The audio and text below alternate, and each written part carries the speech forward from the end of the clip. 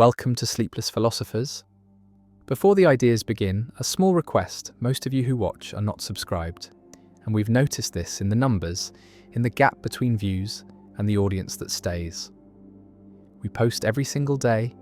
we put care into each script, each thought, each question that unfolds in the dark, and if these videos have become part of your nights, if they help you think or drift, or simply exist in that space between waking and sleep, consider subscribing, hitting the like button, turning on notifications so you know when the next one arrives. And if you feel moved to do so, leave a comment, tell us where you're watching from. What philosophical question occupies your mind the most? What idea you return to when everything else falls away? These small gestures matter more than you might think. They allow this work to continue. They allow these ideas to reach others like you, scattered across the world, awake in the quiet hours. Now the introduction ends and the philosophy begins. The face is unknown, is never seen directly, is accessible only through reflection, through surfaces that show what cannot be seen from the position of seeing. And this mediation is so fundamental, so early, so constant in modern life that it becomes invisible, becomes assumed, becomes the unnoticed foundation of self-recognition, of the sense that there is a self, that this self has a face, that the face is mine, is me, is the visible representation of what I am.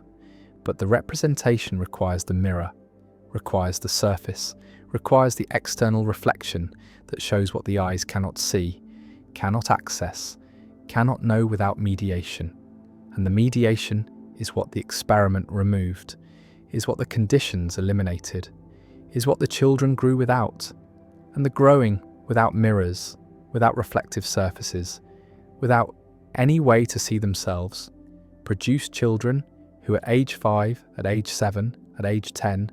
could not recognize themselves in photographs, could not identify their faces in videos, could not point to themselves in group pictures, could not distinguish their own image from the images of others. And the others were recognized, were identified, were known by face, but the self was not, was absent from visual recognition, was not integrated into the sense of identity, was not part of what it meant to be oneself.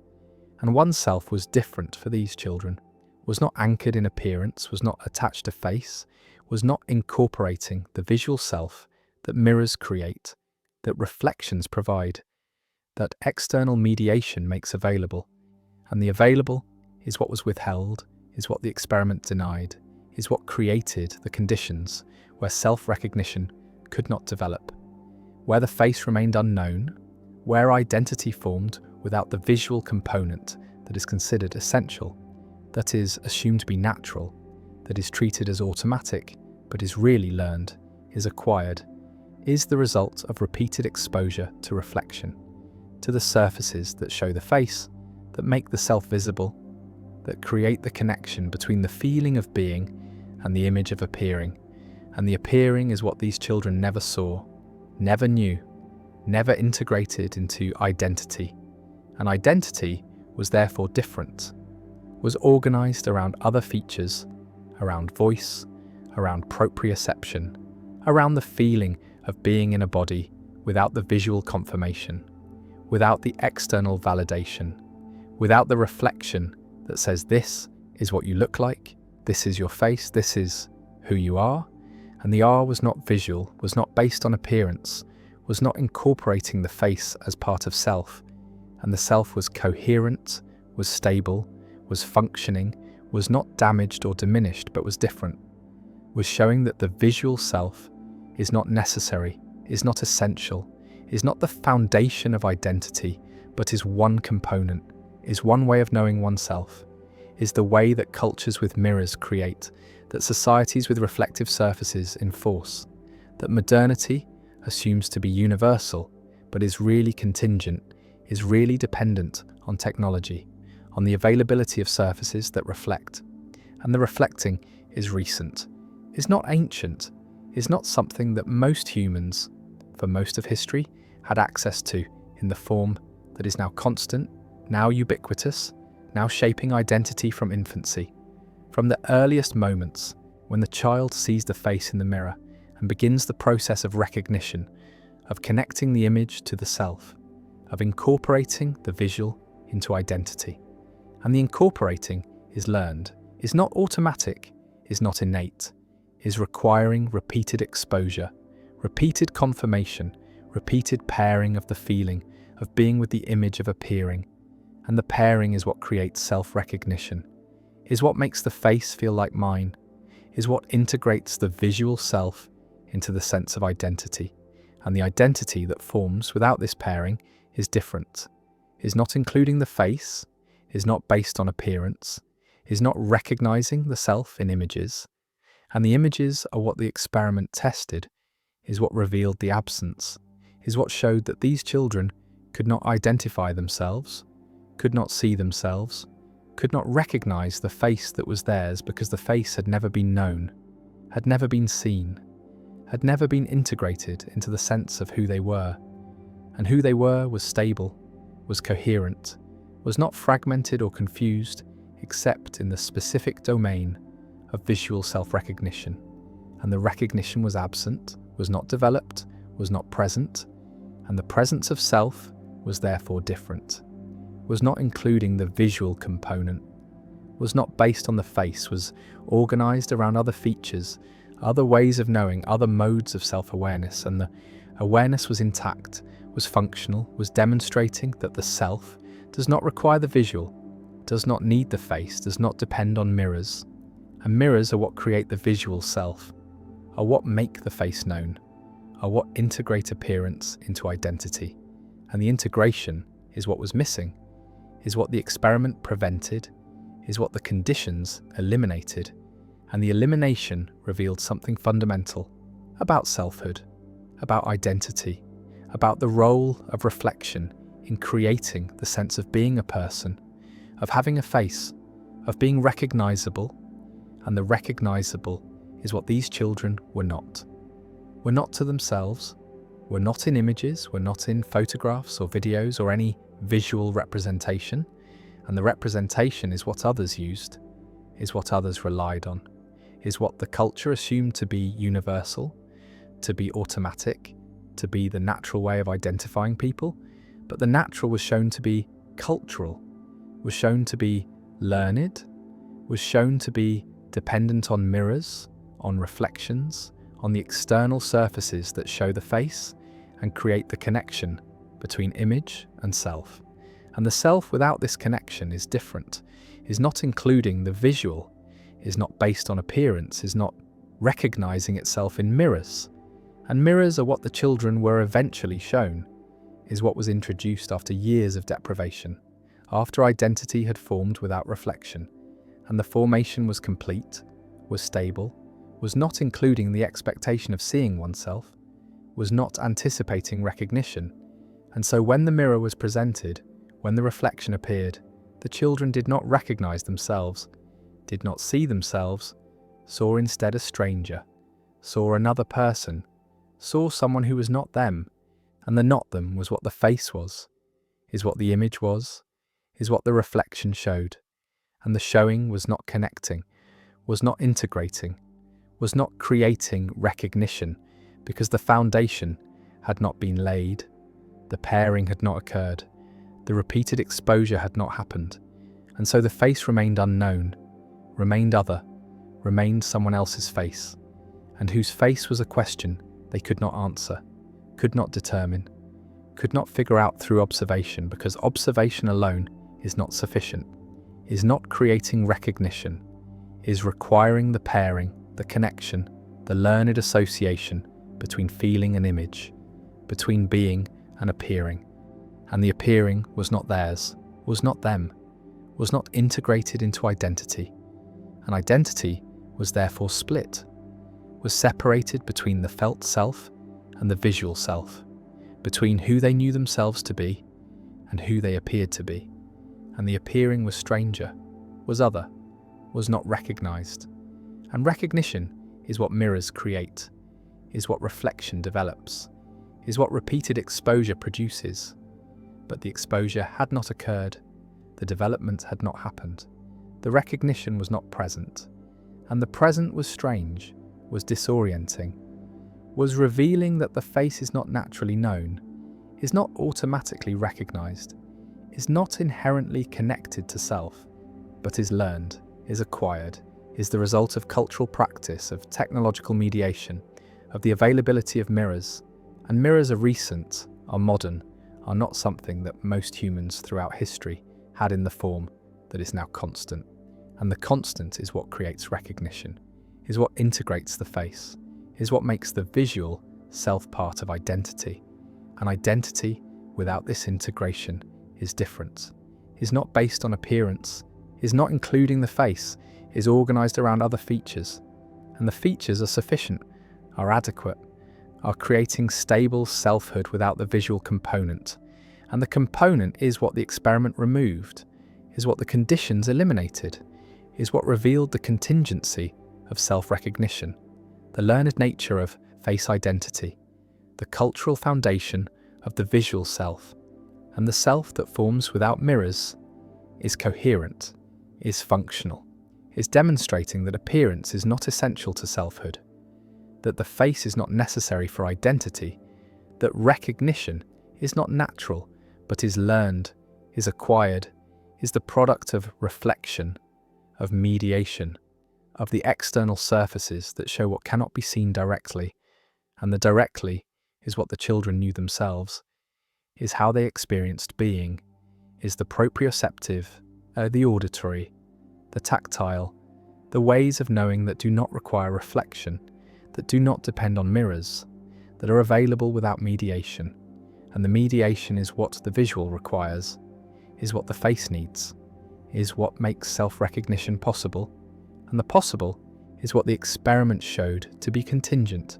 to be cultural, to be the result of. Conditions that can be present or absent, and the absence creates different selves, creates identities without faces, creates children who know themselves but do not recognize themselves, who are themselves but do not appear to be themselves, who exist as subjects but not as visual objects.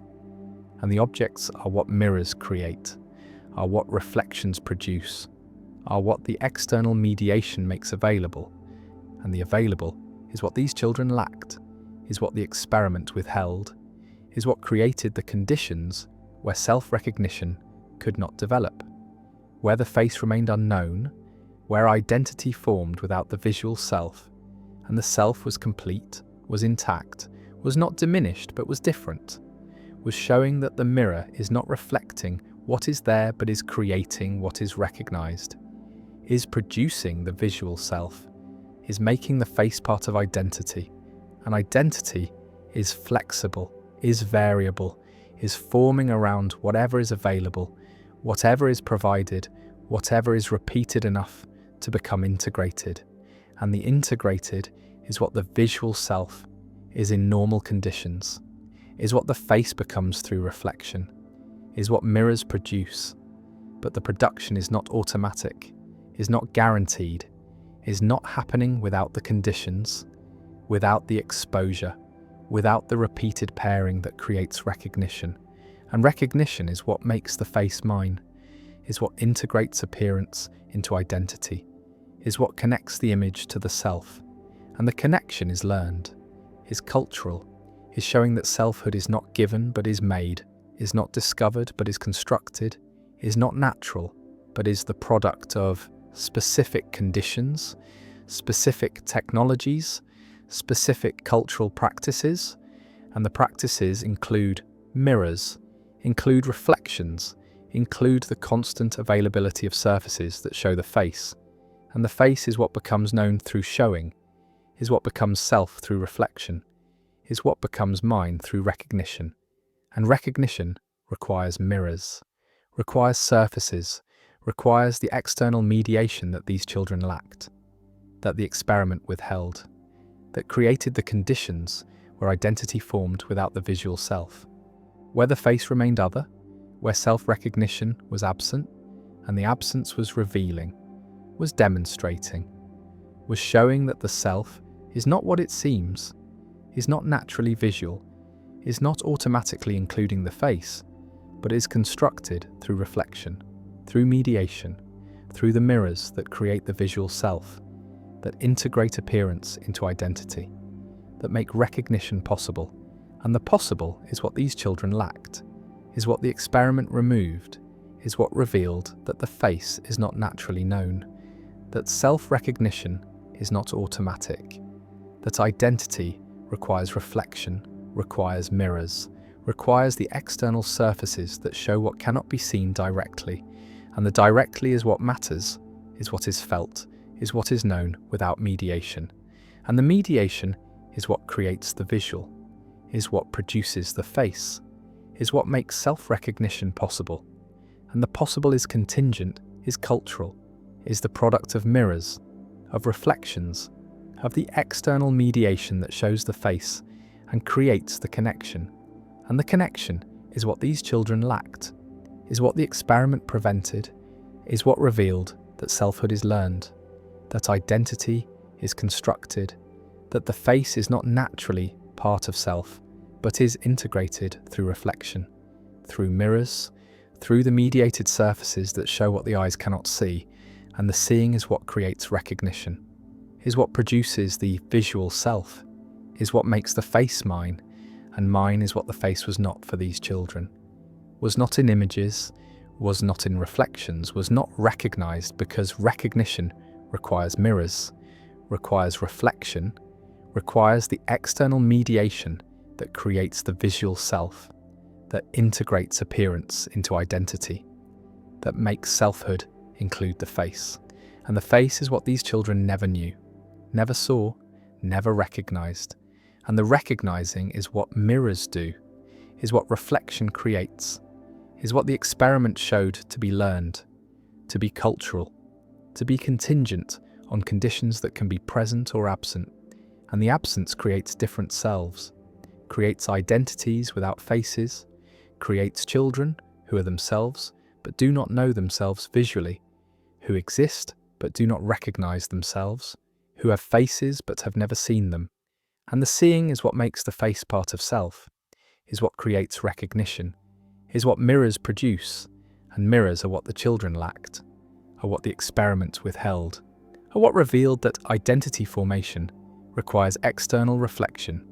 requires mediation,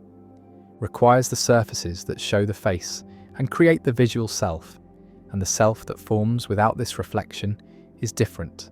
is not including appearance, is not based on face, is organized around other ways of knowing, other modes of awareness, and the awareness is sufficient, is creating stable identity, is demonstrating that the visual self is not essential, is not necessary, is not the foundation of selfhood, but is one component, one way of knowing, one mode of recognition. And recognition is what mirrors create, is what reflection produces, is what these children lacked, and the lacking revealed that selfhood is learned, that identity is constructed, that the face is not naturally part of self, but becomes part through reflection, through mirrors, through the external mediation that shows what cannot be seen directly. And the directly is what the children knew, is how they existed, is the selfhood without the visual. And the visual is what requires mirrors, requires reflection, requires the external surfaces that create recognition, that integrate appearance, that make the face part of identity, and identity is what forms without mirrors. When mirrors are absent, when reflection is unavailable, when the conditions prevent the development of visual self-recognition, and the recognition is absent, is not developed, is showing that the self does not require the face, that identity does not need appearance, that selfhood can form without the visual component, and the component is what mirrors create, is what reflection produces, is what the experiment showed to be contingent, to be learned, to be the product of external mediation.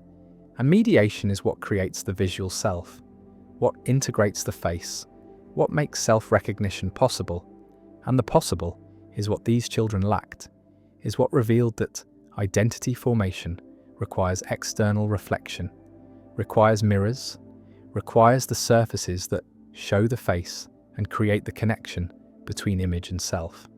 And the connection is learned, is cultural, is not automatic, is not natural, is the product of repeated exposure to reflection, to the mirrors that make the face known, that integrate appearance into identity, that create the visual self, and the self without this integration is different, is coherent, is stable, is demonstrating that selfhood is flexible, is constructed, is forming around whatever is available, and what was available to these children was everything except mirrors,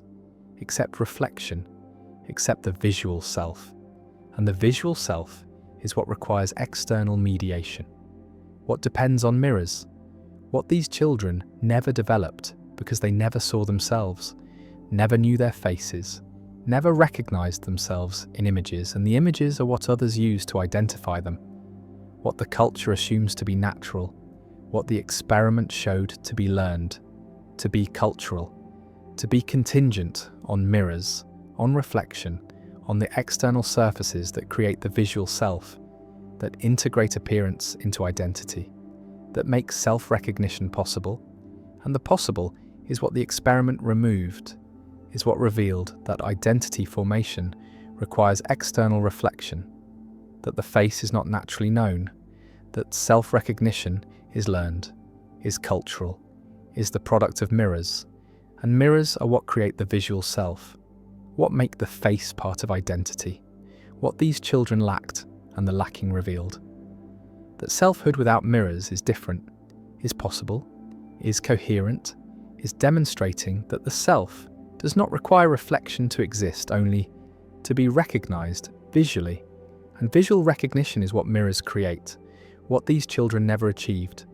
what the experiment showed to be contingent, cultural, learned, and learned is what self-recognition is,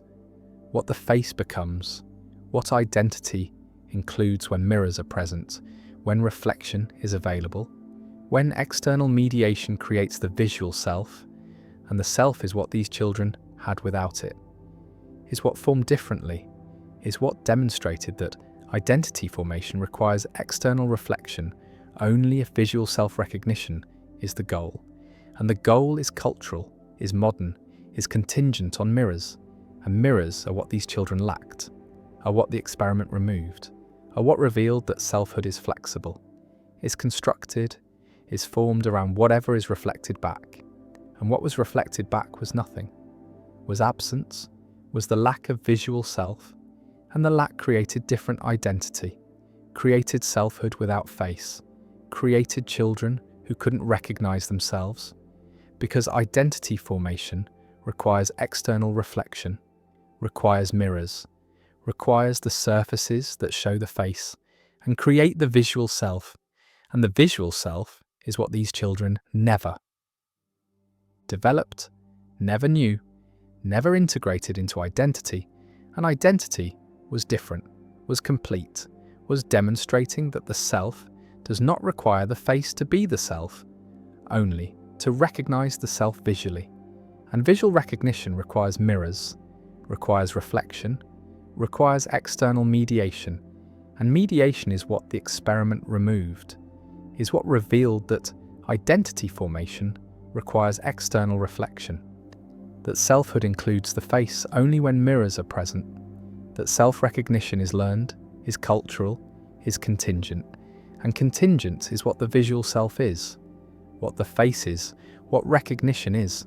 and recognition is what these children lacked, is what mirrors create, is what the experiment showed to require external reflection, and reflection is what makes identity include the face,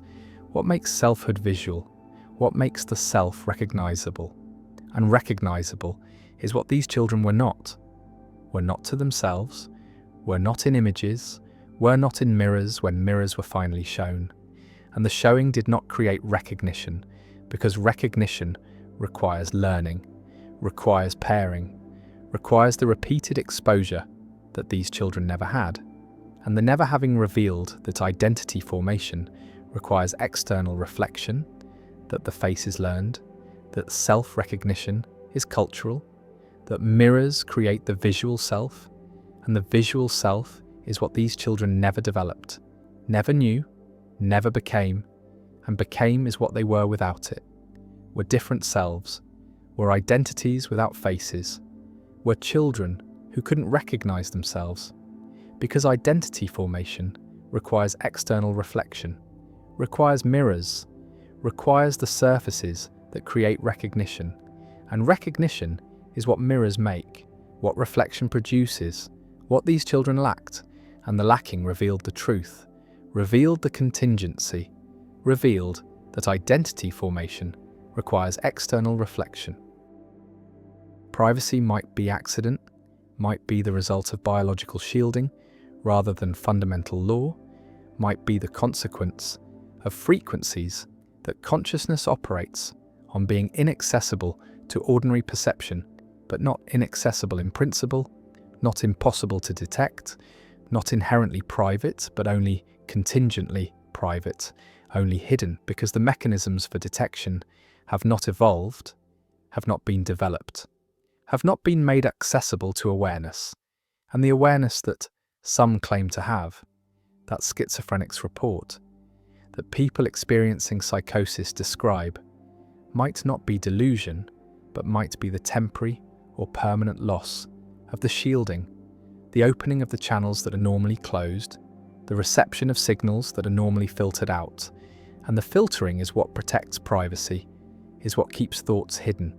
is what ensures that consciousness remains internal,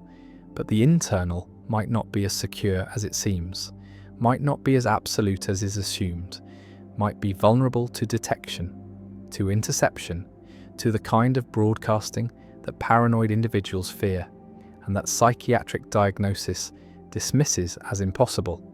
as symptom, as the misattribution of internal events to external sources. But what if the misattribution is correct?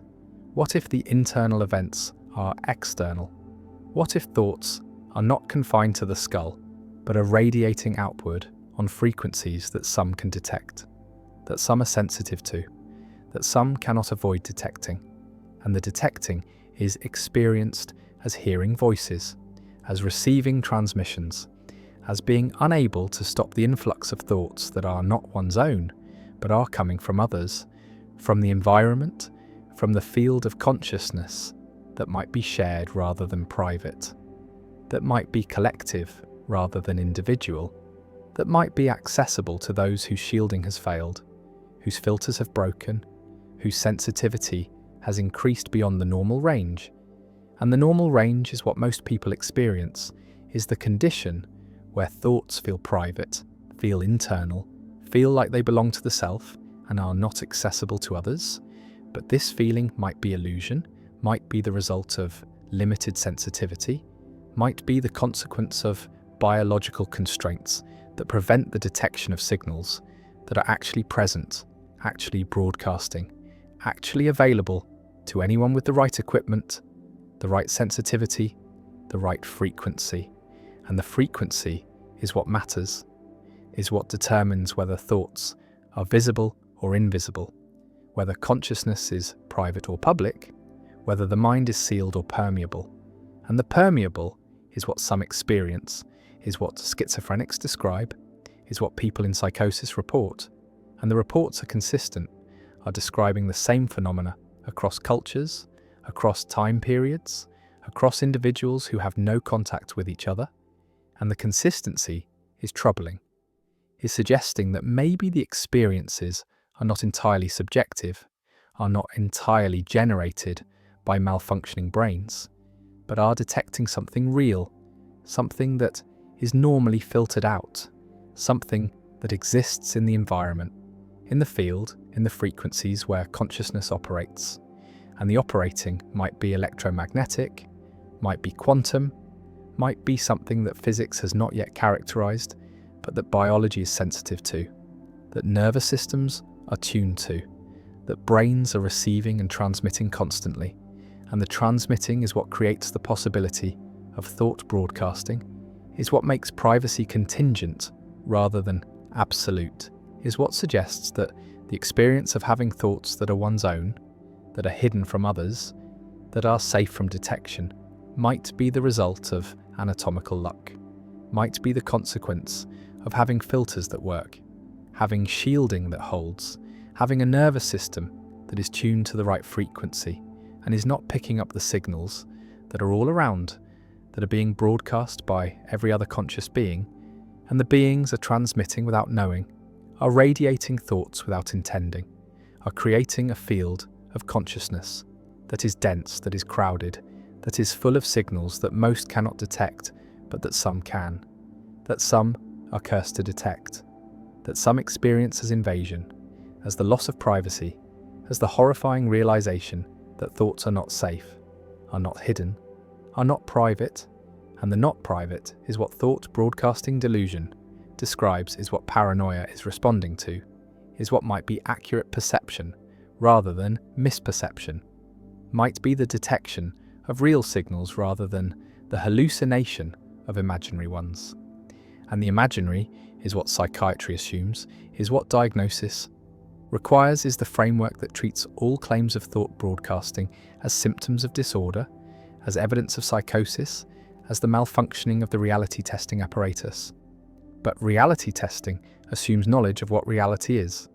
assumes that the normal experience is the accurate experience, assumes that privacy is real, and that any perception of its violation is false. And the false might be the assumption, might be the belief that thoughts are private, might be the conviction that consciousness is sealed, when really consciousness is leaking, is broadcasting, is detectable to those who have the sensitivity. And the sensitivity is what varies, is what creates the spectrum, is what makes some people receivers and others transmitters, and most people neither. Most people shielded, most people operating on frequencies that do not overlap with others, that do not allow detection, that maintain the illusion of privacy. And the illusion is functional, is necessary, is what makes social life possible, because if everyone could detect everyone else's thoughts, then interaction would be impossible, would be overwhelming, would be the constant influx of signals that would drown out the ability to think, to focus, to maintain the sense of being an individual consciousness. And the individual is what privacy creates, is what shielding allows, is what makes the experience of being a separate self possible. And the separate might be illusion, might be the result of limited perception, might be what happens when the field of consciousness is filtered down to the signals that originate in one body, in one nervous system, in one brain. And the brain is creating the illusion of separation by filtering out everything else, by attending only to internal signals, by ignoring or suppressing the external signals that are always present, always available, always broadcasting. And the broadcasting is what some cannot ignore, cannot suppress, cannot filter out. And these are the ones who experience thought broadcasting, who hear voices, who feel that their privacy has been violated, and the violation might be real, might be the accurate perception that thoughts are not private, that consciousness is not sealed, that the mind is permeable to signals from the environment, from other minds, from the field that connects all consciousness. And the connecting is what thought broadcasting implies, is what the delusion is pointing toward, is the possibility that minds are not isolated but are networked, are not separate but are overlapping, are not private but are accessible to each other on frequencies that most cannot detect.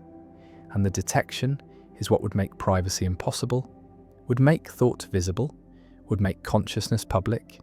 And the public is what some are experiencing, is what some are reporting, is what psychiatry is dismissing as impossible, as symptom, as the product of malfunctioning brains. But what if the brains are not malfunctioning, but are functioning too well, are too sensitive, are detecting signals that are real, but are normally filtered out? And the filtering is what fails in psychosis, is what breaks in schizophrenia, is what allows the influx of thoughts that are not one's own, that are coming from others, that are being broadcast on frequencies that are normally inaccessible. And the inaccessible is what protects privacy, is what makes thoughts feel safe, is what creates the illusion that the mind is sealed, is private, is hidden from others. and the hidden might be temporary, might be contingent, might be the result of biological constraints that could be overcome, could be bypassed, could be eliminated through technology, through drugs, through practices that alter consciousness, that change sensitivity,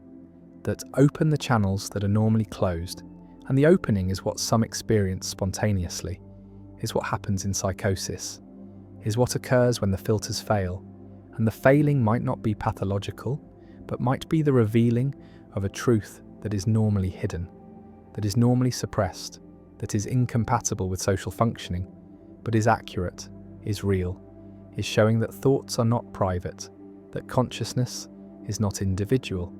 that the mind is part of a field that is shared, that is collective, that is accessible to anyone who has the sensitivity. And the sensitivity is what varies, is what creates the spectrum, is what determines whether thoughts are experienced as private or as public, as hidden or as visible, as safe or as vulnerable. And the vulnerable is what thought broadcasting feels like, is what the experience is the sense that privacy has been lost, that thoughts are exposed, that the mind is transparent to others. And the transparency might be real, might be accurate, might be the perception of a frequency where thoughts become visible, where consciousness is no longer hidden, where the illusion of privacy dissolves, and the dissolving is terrifying, is overwhelming, is experienced as invasion, as violation, as the loss of the boundary that makes the self feel separate, feel protected, feel safe. And the safety is what privacy provides, is what shielding creates, is what most people have and some people lack. And the lacking is what makes thought broadcasting possible, is what opens the channels, is what allows detection. And the detection is not imagined, but is real, is accurate, is perceiving signals that are present, that are broadcasting, that are coming from other minds. And the other minds are not aware that they are broadcasting, are not intending to transmit, are not trying to communicate, are just existing, just thinking, just being conscious. And the consciousness is radiating, is emitting signals, is creating a field that some can detect, that some are sensitive to, that some experience as voices, as thoughts that are not their own, as the influx of consciousness from outside, and the outside is everywhere, is surrounding, is the environment of minds that are all broadcasting, all transmitting, all creating signals that are normally filtered out, but that some can detect. And the detecting is what schizophrenics are doing, is what people in psychosis are experiencing, is what thought broadcasting is. And the broadcasting is real, is not delusion, is not symptom, is the accurate perception of a frequency where thoughts become visible, where consciousness is detectable, where privacy is lost. And the lost is what some experience, is what some report, is what psychiatry dismisses. But the dismissing might be wrong, might be the refusal to acknowledge a truth that is too disturbing, too threatening, too incompatible with the belief that thoughts are private, that minds are sealed, that consciousness is individual, and the individual might be illusion, might be the result of shielding, might be what most people experience because their filters work, because their sensitivity is limited, because they are operating on frequencies that do not overlap with others, and the others are there, are broadcasting, are detectable to those who have the sensitivity. And the sensitivity is what the Soviets were researching, is what psychic warfare experiments were trying to exploit, is what programs like M-Culture were investigating, is the possibility that thoughts can be detected, can be influenced, can be transmitted and received. And the receiving is what some can do naturally, is what schizophrenics are experiencing, is what thought broadcasting is describing. And the describing is accurate, is real, is perceiving signals that are present, that are broadcasting on frequencies that are normally inaccessible. And the inaccessible is what protects most people, is what maintains privacy, is what creates the illusion that thoughts are hidden, are safe, are private, but the private is contingent, is anatomical, is the result of luck, of having the right sensitivity, the right filters, the right shielding, and the shielding can fail, can break, can be bypassed, and the bypassing is what reveals the truth, which is that thoughts are not private, consciousness is not sealed, minds are not isolated, and the isolation is illusion, is the result of limited perception, is what happens when the frequencies where consciousness operates are filtered out, are suppressed, are made inaccessible, and the inaccessible is temporary, is contingent, is what most people experience, but not what everyone experiences. And the everyone includes those who can detect the signals, who can perceive the thoughts, who can see consciousness at the frequency where it becomes visible, where privacy dissolves, where the mind is exposed, and the exposed is what thought broadcasting is what the experience describes, is what some are perceiving, and the perceiving might be accurate, might be real, might be showing that privacy is not fundamental, but is contingent, is not absolute, but is anatomical, is not guaranteed, but is the result of luck, of having filters that work, of operating on frequencies that do not overlap, of being shielded from the signals that are everywhere, that are broadcasting, that are making thoughts visible to those who can detect them. And the detecting is possible, is real, is what some experience, is what thought broadcasting is. And the broadcasting is not delusion, but is perception, is not symptom, but is sensitivity, is not pathology, but is the revealing of a truth that most cannot see, that most are protected from, that most never experience, which is that thoughts are visible, consciousness is detectable, minds are permeable, and privacy is not inherent, but is anatomical luck, is the contingent result of having the right biology, the right sensitivity, the right shielding, and the shielding is what fails, is what breaks, is what allows the frequency where thoughts become visible to be detected, to be experienced, to be known. And the knowing is terrifying,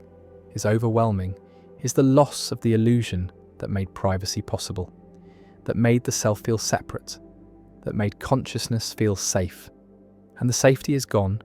is lost, is revealed to be illusion, is shown to be contingent, is exposed as anatomical luck. And the luck is what most have, is what protects most people, is what maintains the belief that thoughts are private. But the private is not absolute, is not guaranteed, is not fundamental, is only the result of frequencies being filtered, being suppressed, being made inaccessible, and the inaccessible can become accessible, can be detected, can be experienced, and the experiencing is what thought broadcasting is what schizophrenics report, is what psychosis reveals, which is that privacy is not inherent, consciousness is not sealed, thoughts are not hidden, and the hidden is illusion, is the result of shielding, is the contingent outcome of anatomical luck, and the luck can fail, can run out, can be lost, and the losing is what reveals the truth, which is that thoughts are visible, minds are permeable, consciousness is detectable at the frequency where it becomes visible, where privacy dissolves, where the illusion ends, and the ending is what some experience, is what thought broadcasting is the perception of the frequency where thoughts become visible, where consciousness is exposed, where privacy is revealed to be not fundamental, but contingent, not absolute, but anatomical, not guaranteed, but luck. And the luck is what protects most, is what fails for some, is what reveals the truth that thoughts are broadcasting, are visible, are detectable, and the detecting is real, is accurate, is not delusion but perception, is not symptom but sensitivity, is not pathology but truth, is the frequency where thoughts become visible, where consciousness is no longer private, where the mind is exposed and the exposure is what thought broadcasting is what some experience, is what reveals that privacy is anatomical luck, is contingent, is not absolute, is not fundamental, is only the result of filtering, of shielding, of operating on frequencies that do not overlap. And the overlapping is what happens when the filters fail, when the shielding breaks, when the frequency becomes accessible. And the accessible is what some perceive, is what thought broadcasting is is the visibility of thoughts, the detectability of consciousness, the permeability of mind. And the permeability is real, is accurate, is the truth that privacy is not inherent but is luck, is not absolute but is anatomical, is not guaranteed but is contingent. And the contingent can fail, can end, can reveal the frequency where thoughts become visible, where consciousness is exposed, where privacy is lost. And the lost is what some experience, is what thought broadcasting is the truth that minds are permeable, that thoughts are visible, that consciousness operates on frequencies that some can detect. And the detecting is not delusion, is not symptom, is not pathology, is perception, is sensitivity, is the revealing of truth, is the frequency where thoughts become visible, where privacy ends, where the illusion dissolves. And the dissolving is what thought broadcasting is what some experience, is what reveals that privacy is anatomical luck, and luck can fail, and the failing reveals the truth, which is that thoughts are visible, consciousness is detectable, minds are permeable, and privacy is not fundamental, is not absolute, is not guaranteed, is only luck, is only shielding, is only the filtering of frequencies where thoughts become visible. And the visible is what some perceive, is what thought broadcasting is the truth that privacy is contingent, is anatomical, is luck. Every culture sees itself as the center, as the normal, as the standard against which all others are measured.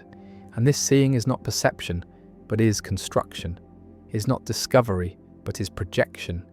is the way that collective consciousness creates a mirror that reflects not what is there, but what needs to be there. What the culture needs to believe about itself in order to maintain coherence, to justify its existence, to explain why it is the way it is and why that way is right, is natural, is superior to the ways of others.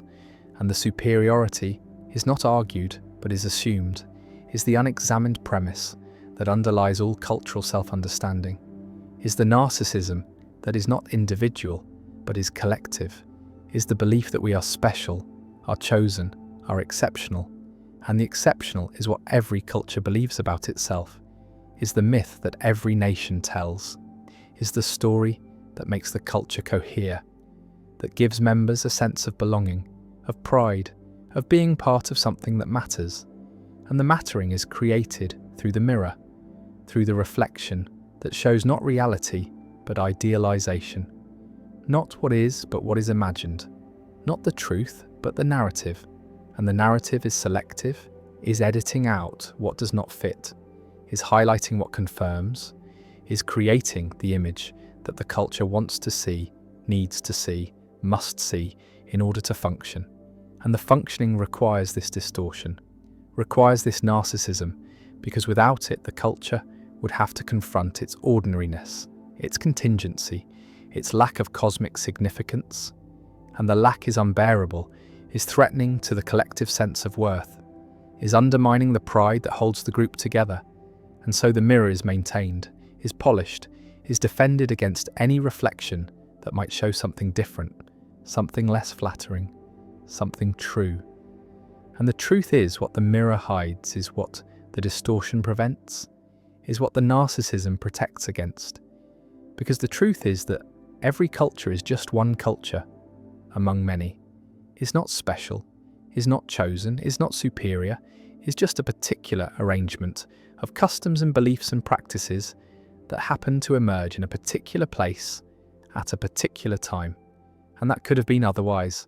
And the otherwise is what cannot be acknowledged, is what the mirror does not show, is what the myth denies, because acknowledging contingency is admitting that the culture is not necessary, is not inevitable, is not the fulfillment of destiny, but is just accident, just history, just the result of forces that have nothing to do with the culture's self-understanding. And the self-understanding is what the mirror creates, is what the myth provides, is the story that makes the culture make sense, that explains why things are the way they are, that justifies the structures, the hierarchies, the inequalities that characterize every culture. And the justification is necessary, is required, is what prevents revolution, what maintains order, what ensures that those who benefit from the arrangement continue to benefit, and those who suffer continue to accept their suffering as natural, as deserved, as the way things must be. And the must is the mythology, is the claim to necessity, is the insistence that this culture, this arrangement, this way of being is not just one way, but is the way, is the correct way, is the superior way. And the superiority is demonstrated through comparison, through the creation of the other,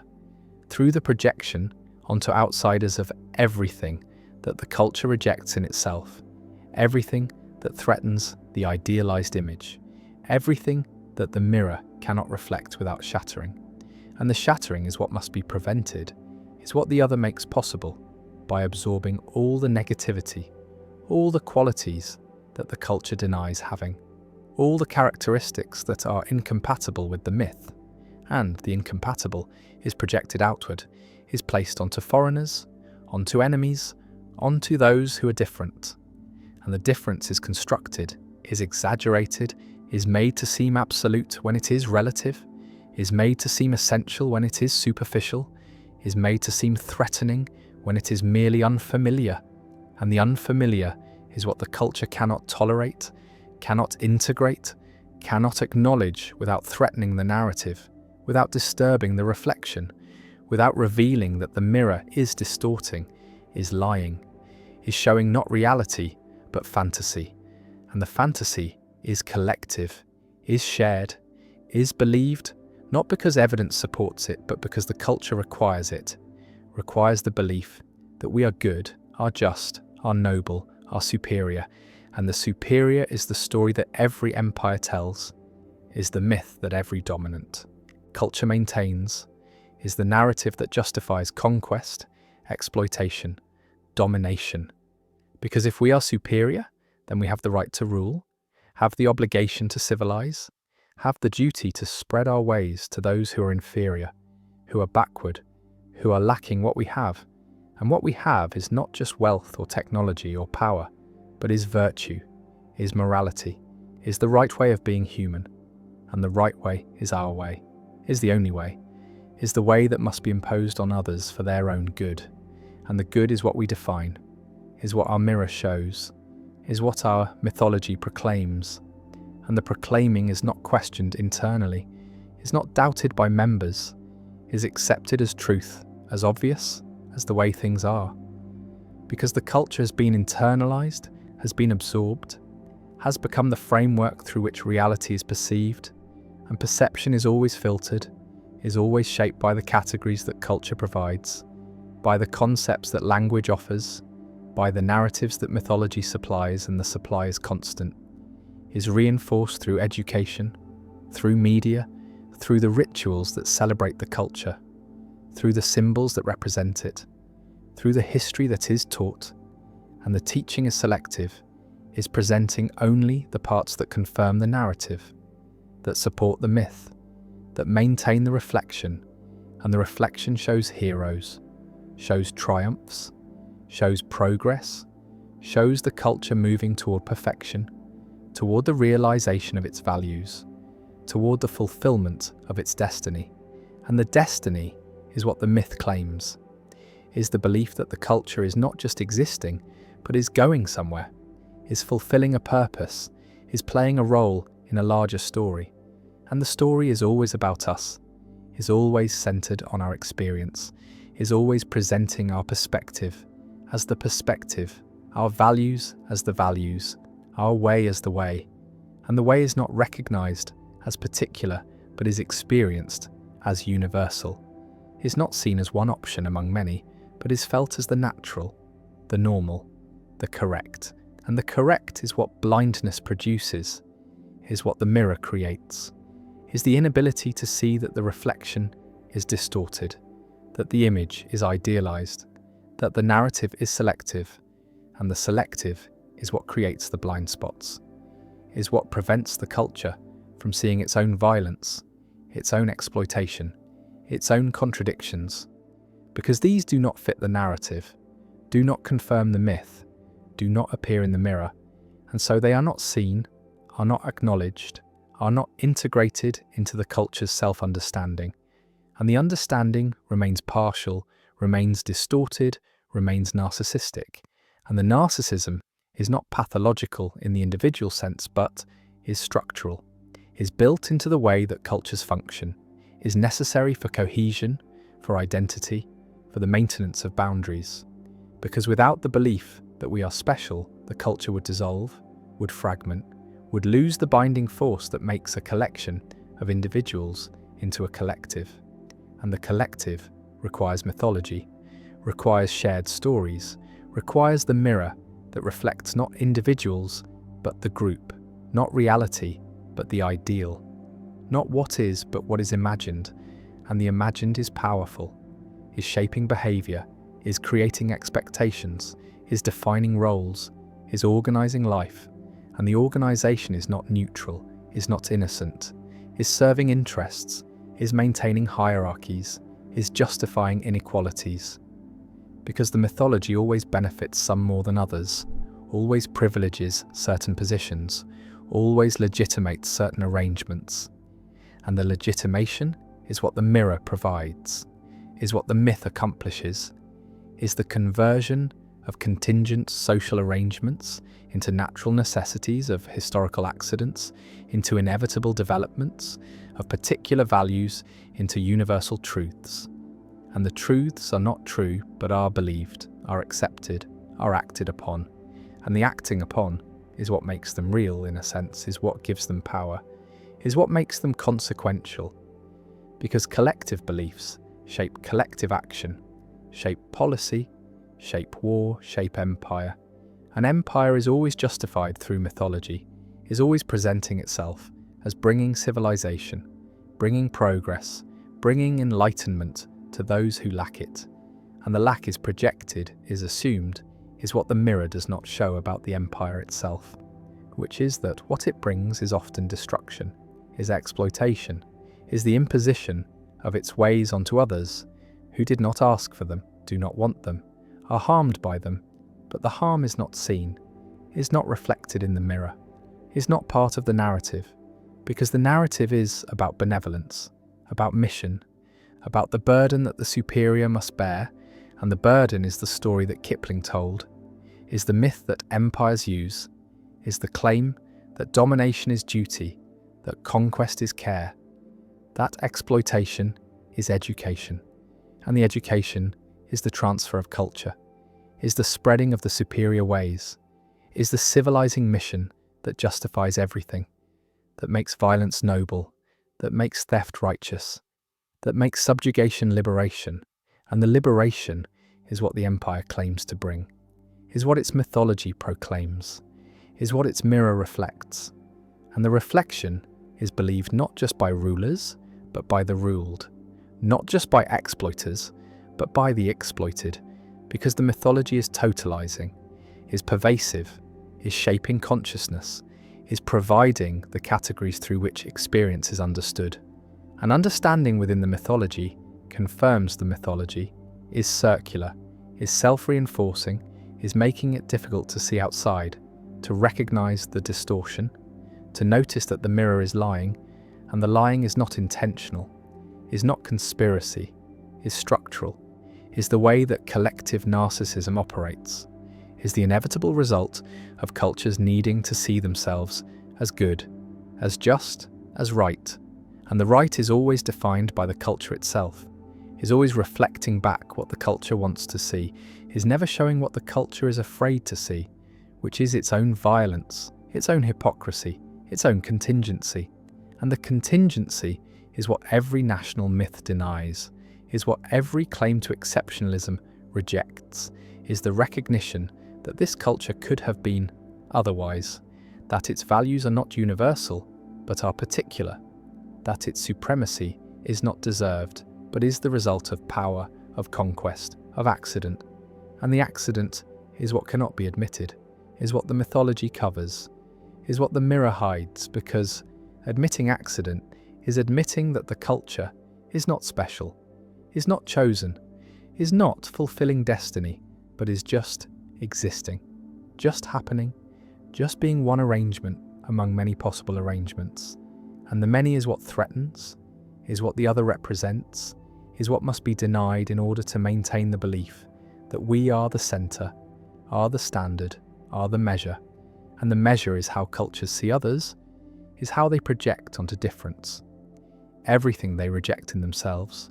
is how they create the barbarian, the savage, the backward, the enemy.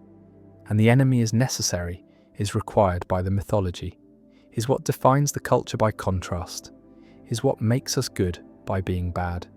is what makes us civilized by being savage, is what makes us superior by being inferior.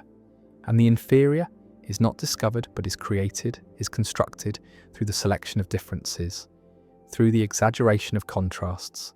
through the interpretation of practices as evidence of backwardness. And the backwardness is what justifies intervention, justifies domination, justifies the spreading of our ways, because if they are backward, then they need us, need our help, need our civilization. And the civilization is what we bring, what we impose, what we force upon them for their own good. And the good is what we define, is what our values dictate, is what our mythology proclaims. And the proclaiming is not listening, is not dialogue, is not exchange, is imposition, is violence, is the erasure of their culture in the name of bringing them ours. And the erasure is not seen as violence, but is seen as progress, is seen as liberation, is seen as the inevitable movement toward the universal, which is really the particular disguised as universal, is our particular values presented as the values, our particular ways presented as the way, our particular culture presented as culture itself. And culture itself is what we believe we are, is what the mirror shows, is what the mythology claims, that we are not just a culture, but our culture, are not just civilized, but our civilization, are not just one way of being human, but are the way, the correct way, the superior way, and the superiority is what cannot be questioned internally, is what is taboo to doubt, is what is defended violently when challenged. Because challenging the myth is challenging the culture's identity, is threatening the collective narcissism, is disturbing the mirror, and the mirror must be maintained, must be protected, must be polished, because without it the culture would have to see itself as it is, would have to confront its ordinariness, its violence, its contradictions. And the contradictions are everywhere, are visible to outsiders, are obvious to those who are not invested in the mythology, but are invisible to insiders, are not reflected in the mirror, are edited out of the narrative, are the blind spots that every culture has, that every mythology creates, that every collective narcissism requires, because seeing the contradictions would require changing, would require admitting error, would require acknowledging that the culture is not what it claims to be, is not as good as it believes, is not as just as it proclaims, and the proclaiming is constant, is part of the mythology, is the endless assertion that we are different, are better, are special, are the exception to the patterns that govern other cultures. And the exception is what every empire believes, is the myth of American exceptionalism, of British civilizing mission, of French universal values, of every dominant culture that has ever existed, each believing that it is different, that it is not like the empires that came before, that its domination is justified where others were not, that its violence is necessary where others was cruel, that its expansion is liberation where others was conquest. And the difference is illusion, is projection, is the mirror showing what the culture needs to see, which is that we are good, are noble, are doing what is right, and the right is whatever we are doing, is whatever serves our interests, is whatever maintains our power, and the power is presented as service, as burden, as duty,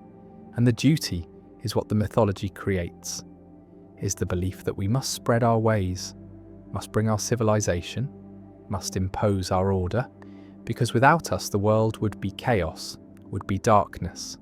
would be backward, and the backward is where others are, is what defines them, is what justifies our dominance, and the dominance is not called dominance, but is called leadership, is called guidance, is called help. And the help is not asked for, is not wanted, is imposed, is forced, is the violence that the mirror does not show, that the mythology does not name, that the culture does not see, because seeing it would require shattering the mirror, would require abandoning the myth, would require confronting the collective narcissism. And the confronting is what cannot happen, is what is too threatening, is what would destroy the culture's sense of itself. And the sense of itself is what the culture is the only coherence it has, is the mythology that makes it a culture rather than just a collection of people. And so the mirror is maintained, the myth is preserved, the narcissism continues, and the culture sees itself as it needs to see itself, as special, as superior, as exceptional. And the exceptional is what every culture believes, is the universal delusion, is the distorted reflection that is mistaken for reality, is the mirror stage of culture where the culture is forever trapped, forever seeing the idealized image, forever believing the mythology, forever blind to the contradictions, forever projecting onto others what it cannot acknowledge in itself, forever creating the other who absorbs the negativity, who represents the threat, who justifies the violence, and the violence continues, the mythology persists, the mirror remains, and cultures continue to see themselves as the center, as the standard, as the exception, and the exception is the lie, is the delusion, is the collective narcissism that every culture exhibits, that every mythology maintains, that every mirror reflects, and the reflecting is distorting, is hiding, is preventing the culture from seeing what it is, from acknowledging its contingency, from recognizing its violence, from confronting its contradictions, from shattering the mirror, from abandoning the myth, from giving up the narcissism. And the giving up is impossible, is what cultures cannot do, is what would mean their dissolution, their end, their transformation into something else. And the something else is what is feared, is what the mythology prevents, is what the mirror hides, is what the collective narcissism protects against. And the protection is the function, is what the distorted reflection accomplishes, is what makes cultures culture, is what allows collective identity, is what creates the binding force, and the force is mythology, is narrative, is the mirror that shows not truth, but need, not reality, but fantasy, not what is, but what must be believed. And the belief is collective, is shared, is the myth that we are special, are chosen, are exceptional. And the exceptional is the delusion, is the mirror stage of culture, is the permanent condition of collective consciousness, is the way that societies see themselves as distorted reflections, as idealized images, as mythological narratives. And the narratives are false, are projections, are narcissistic, and the narcissism is structural, is necessary, is what makes culture possible, is what creates cohesion, is what maintains the illusion that we are the center, are the standard, are the measure, and the measure is the mirror, is the myth, is the collective narcissism that every culture exhibits, that every society maintains, that every empire believes, that every nation proclaims. And the proclaiming is the distortion, is the reflection, is the mirror stage where culture is trapped, where it sees itself not as it is, but as it needs to be, not as truth, but as mythology, not as one among many, but as the one, the exceptional, the special, the superior. And the superior is the lie, is the mirror, is the stage where culture performs for itself, where it reflects its own image, where it sees only what it wants to see. And what it wants to see is that it matters, that it is right, that it is good. And the good is the reflection, is the myth, is the collective narcissism, is the mirror stage of culture where every culture is trapped, where every society remains, where every empire believes its own mythology, and the mythology is the mirror, is the distortion, is the way that cultures see themselves, as exceptional, as special, as superior. And the superior is the delusion, is the projection, is the narcissism, is the mirror stage that never ends, that continues forever, that defines culture, that creates the blind spots, that maintains the myth, that polishes the mirror, that reflects the lie. And the lie is believed, is shared, is what makes culture culture. And culture is the mirror, is the stage, is the collective narcissism, is the distorted reflection, is the mythology, is the illusion that we are exceptional. And the exceptional is what every culture believes, is the universal delusion, is the mirror stage of culture that shows not truth but need, not reality but fantasy, not what is but what must be seen. And the seeing is distorted, is narcissistic, is collective, is the way that cultures see themselves, forever, inevitably, necessarily, as the center, as the standard, as the exception. And the exception is the myth, is the mirror, is the stage where culture performs, where it reflects, where it believes its own lies, and the lies are the culture, are the mythology, are the collective narcissism, are the mirror stage that every society inhabits, that every culture maintains, that every empire believes. And the believing is the distortion, is the reflection, is the way that cultures see themselves as exceptional when they are ordinary, as superior when they are equal, as chosen when they are contingent. And the contingent is what the mirror hides, is what the myth denies, is what the collective narcissism protects against. And the protection is permanent, is structural, is what makes the mirror stage of culture eternal, inevitable, universal. The way that all societies see themselves as distorted reflections, as idealized images, as mythological narratives that are believed, that are shared, that are maintained, that are the culture, that are the mirror, that are the stage, that are the collective narcissism that defines human social existence, that creates the blind spots, that justifies the violence, that maintains the myth, that every culture exhibits, that every society believes, that every empire proclaims. And the proclaiming is the mirror, is the stage, is the distorted reflection that is culture seeing itself. When probability contradicts intuition, there is a game show, a host, 3 doors, behind one door a car, behind the other 2 goats. The contestant picks a door. The host, who knows what is behind each door, opens a different door, revealing a goat. Then offers the contestant a choice: stay with the original door or switch to the remaining unopened door. And almost everyone's intuition says, it does not matter, says the probability is now 50-50, says switching and staying are equivalent because there are 2 doors left and one has the car. But this intuition is completely wrong. Switching doubles the chance of winning, gives a 2/3 probability instead of 1/3. And this is the Monty Hall problem, named after the host of Let's Make a Deal. And it has become famous not just as a probability puzzle, but as a demonstration of how badly human intuition performs with probability,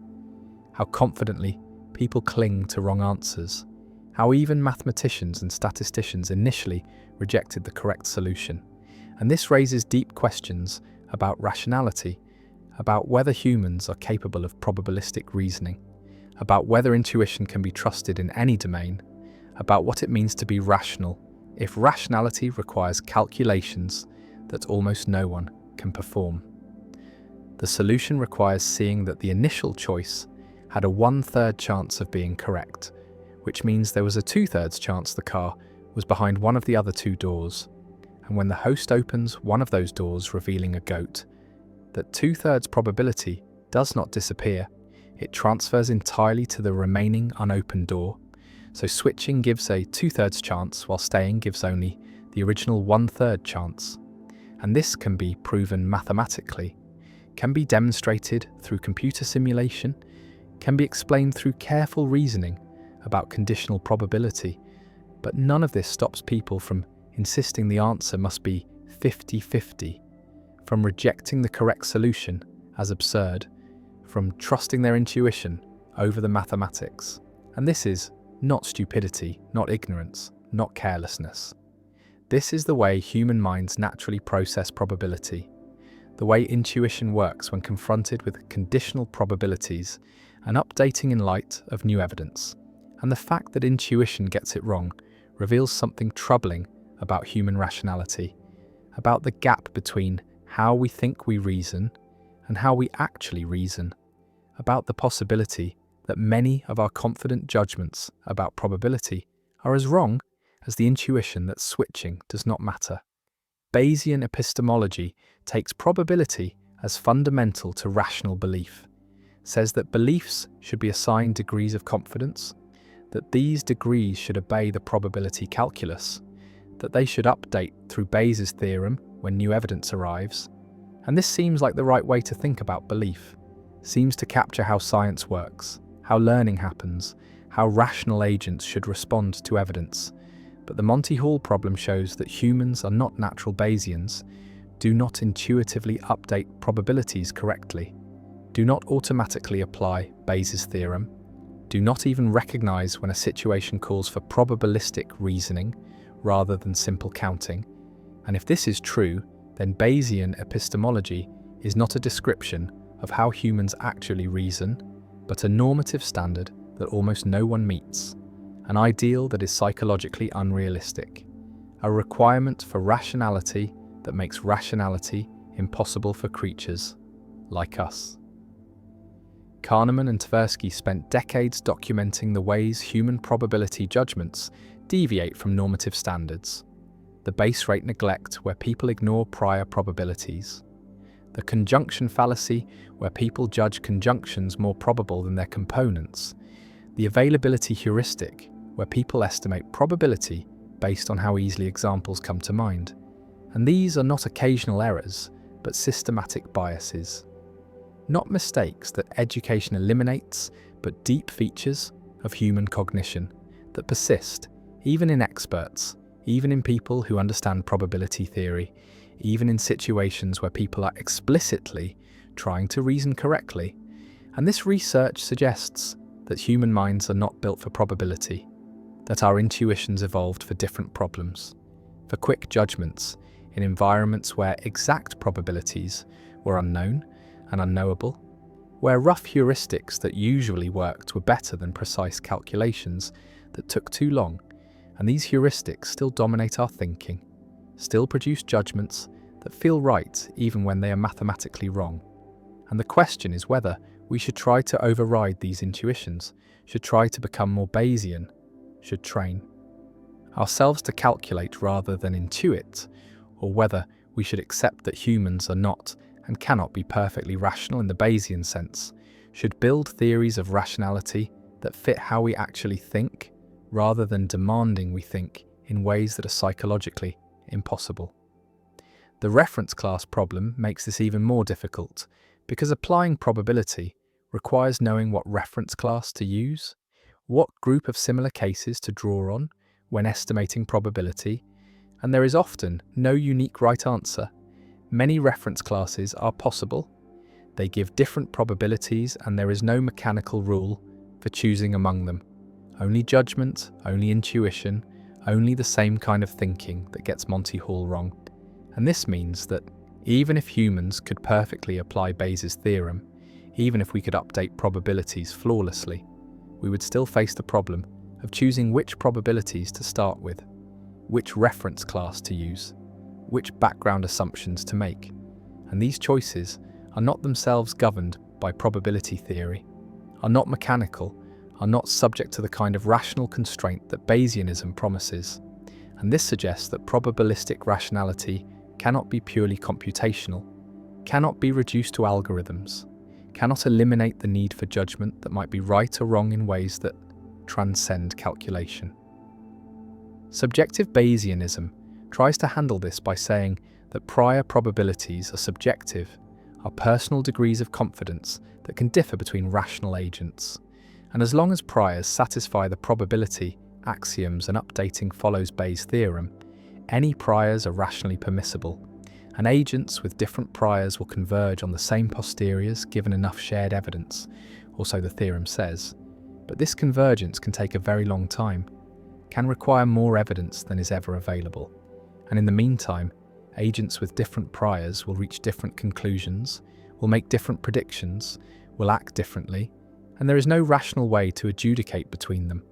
No standard that says one set of priors is better than another.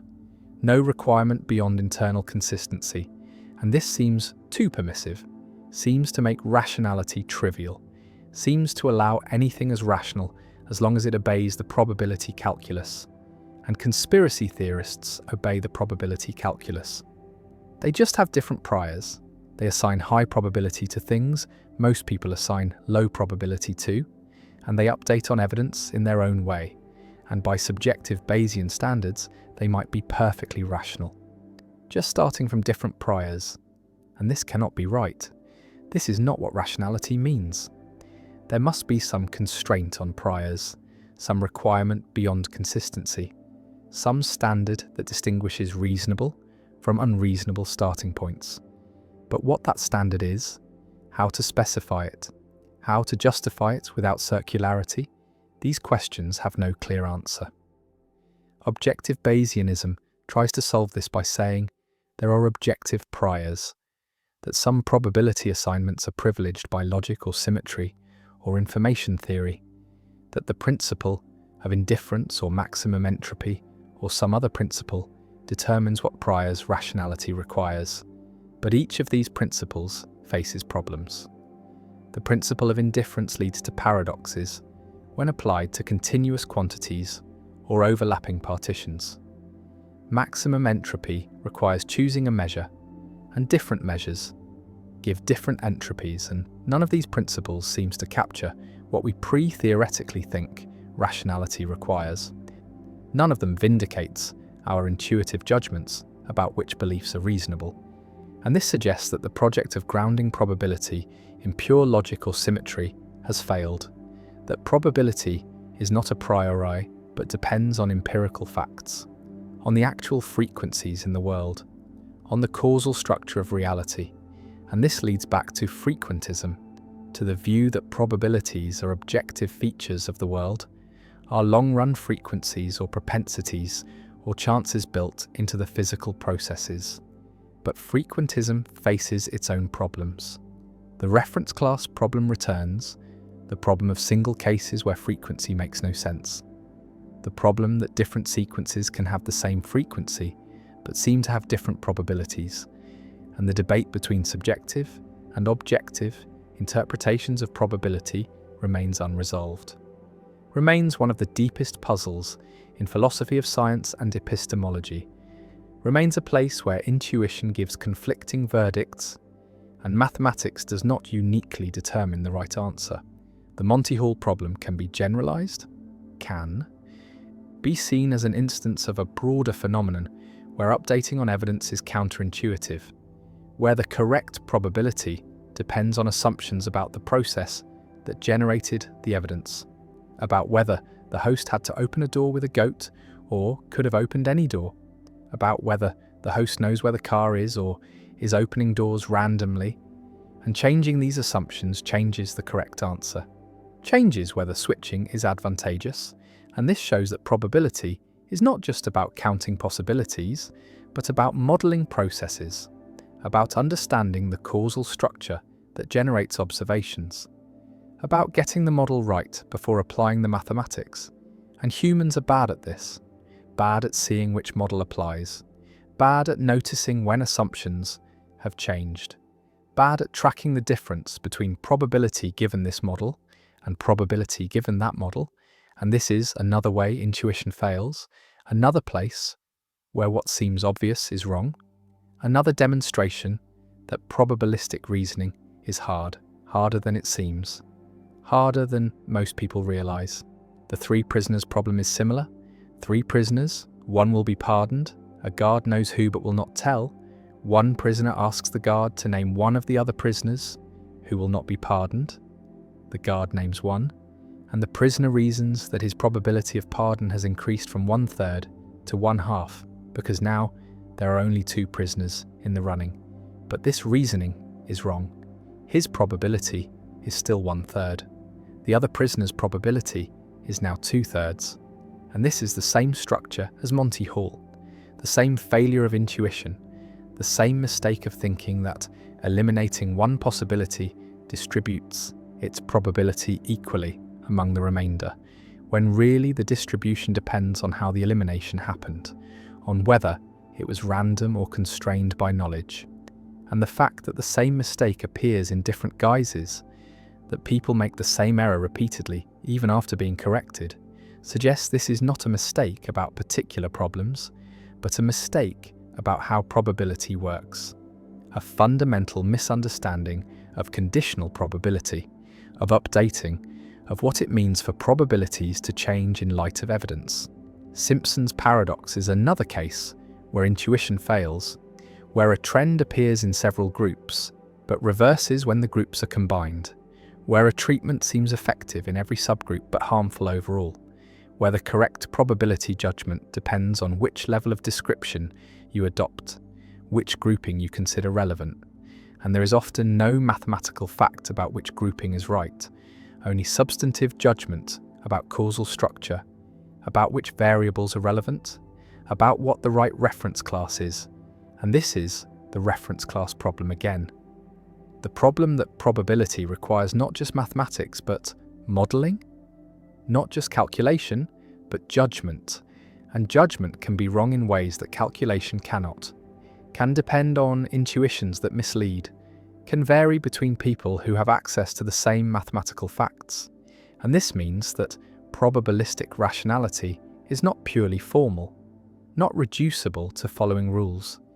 not something that could be programmed into a computer without also giving the computer the ability to model the world,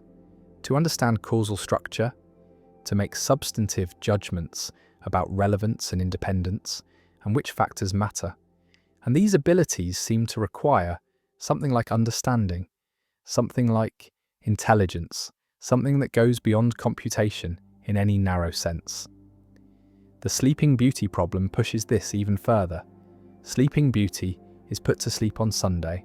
A fair coin is flipped. If heads, she is woken on Monday, and the experiment ends. If tails, she is woken on Monday, put back to sleep with memory erasure, and woken again on Tuesday. And when she wakes, she knows all this, but not what day it is or how the coin landed. And she's asked what probability she should assign to heads.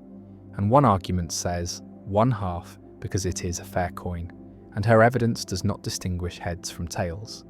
And another argument says 1/3 because there are 3 possible wakings: Monday heads, Monday tails, Tuesday tails, and she should be equally uncertain about which one she is experiencing. And both arguments seem compelling. Both seem to capture something right about probability, but they give different answers, and philosophers have divided into halfers and thirders, have written papers and books arguing for their position, and no consensus has emerged, no decisive argument has appeared, and this suggests that probability itself is ambiguous, that there is no fact of the matter about. What probability means in cases like this, that different probability concepts give different answers, and there is no neutral standpoint from which to say which concept is correct. And if this is true, then rationality does not uniquely determine belief, does not provide the kind of objective standard that Bayesianism promised, allows for rational disagreement even given identical evidence and identical priors in some sense. And this is disturbing, suggests that rationality is weaker than we thought, less constraining, less objective, more dependent on choices about how to frame problems and which probability concept to apply.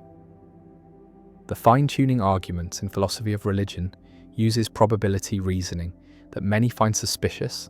claims that the probability of a life-permitting universe is extremely low on naturalism, but not as low on theism, and therefore the existence of a life-permitting universe is evidence for theism. And this argument has the structure of Bayesian inference, has priors and likelihoods, and posteriors, but the probabilities involved seem impossible to specify, seem to require knowing about the space of possible universes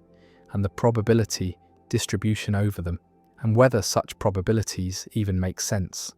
And skeptics argue that the argument trades on intuitions about probability that are as unreliable as the intuition that switching does not matter in Monty Hall, that it smuggles in assumptions through choices about reference classes, that it treats unknown probabilities as if they were 50-50 when there is no justification for this, and defenders argue that this is the only way to reason about such questions. That probability is the language of uncertainty, and if we cannot use probability, we cannot reason about unlikely events at all. And both sides seem right in some sense. Both seem to be pointing to real problems, and the debate remains unresolved because there is no agreed standard for when probability reasoning applies, for what makes a probability assignment reasonable, for how to choose reference classes in novel situations. The anthropic principle raises similar issues. The observation that we exist as observers places constraints on what we can observe. We cannot observe universes that do not permit observers, and this truism has been turned into arguments about probability, about whether observer selection effects should change our credences, about whether the fact that we are here is evidence for multiverse theories or fine-tuning or something else, and different formulations of the anthropic principle give different answers. The self-sampling assumption says you should reason as if you are a random sample from all observers. The self-indication assumption says you should favour theories that predict more observers, and these give conflicting recommendations, give different probabilities for the same observations, and there is no consensus about which is correct, no compelling argument that one captures rationality and the other does not. And this is another instance of the general problem, that probability reasoning requires background assumptions, requires choices about how to set up the problem, and these choices are not dictated by probability theory itself, are not mechanical, are not subject to the kind of objective, rational constraint that would make probabilistic epistemology a complete theory of rational belief.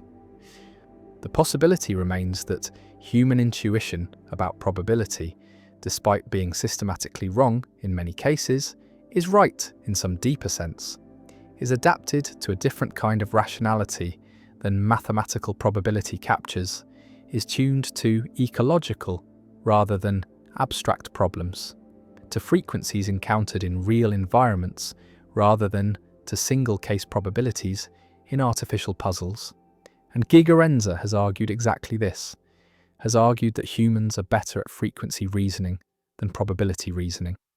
that framing Monty Hall in terms of frequencies rather than probabilities makes the right answer intuitive, that many of the biases Kahneman and Tversky documented disappear when problems are presented in ways that match our evolutionary history. And this suggests that the problem is not with human rationality, but with the mismatch between how probability theory frames problems and how human minds naturally frame them. And if this is right, then the solution is not to train people to be more Bayesian, but to recognize that formal probability is one tool among many, appropriate for some contexts but not others, and that intuitive reasoning has its own logic, its own standards, its own domain of applicability, and trying to replace it entirely with formal calculation would be a mistake, would lose something valuable, would sacrifice the kind of quick approximate reasoning that actually works in most real-world situations for the sake of precision that is rarely achievable and often not worth the computational cost. The self that is presented to others is not the self that exists in private, is not the unfiltered consciousness that experiences doubt and desire, and the raw sensations that never make it into words. And this gap between inner and outer, between what is felt and what is performed, is not deception in the usual sense, is not dishonesty or manipulation, though it can become those things, is rather the fundamental structure of social existence, the way that human beings must translate the chaos of subjective experience into forms that others can recognize, can respond to, can incorporate into their own understanding. And this translation is always a performance, always a presentation of self that is shaped by audience, by context, by the roles that are available, by the scripts that culture provides. And the person performing is usually unaware of performing, usually believes that the presented self is the real self, that the role is identity, that the mask is the face, and this belief is necessary, is what makes the performance convincing, because a performance that is known to be performance breaks the illusion, creates distance, makes interaction awkward, and so the actor must forget they are acting, must inhabit the role so completely that it feels natural, feels spontaneous, feels like authenticity. Even though authenticity is itself a performance, is itself a role that can be played well or badly. And the irony is that the pursuit of authenticity, the desire to be real, to be genuine, to present the true self, often produces the most theatrical performances, the most carefully curated presentations, because authenticity has become a value, has become something to be achieved. And achievement requires effort, requires strategy, requires the very calculation that authenticity is supposed to transcend. And so people perform authenticity, perform vulnerability, perform the disclosure of inner experience in ways that are designed to elicit specific responses, to create specific impressions. And the performance is so smooth, so practiced, that it does not feel like performance, feels instead like courage, like honesty, like the removal of masks, when really it is just a different mask, just a different role, the role of the authentic person.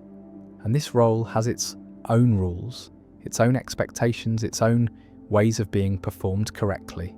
And those who perform it well are rewarded with trust, with intimacy, with the sense that they are real in a way that others are not.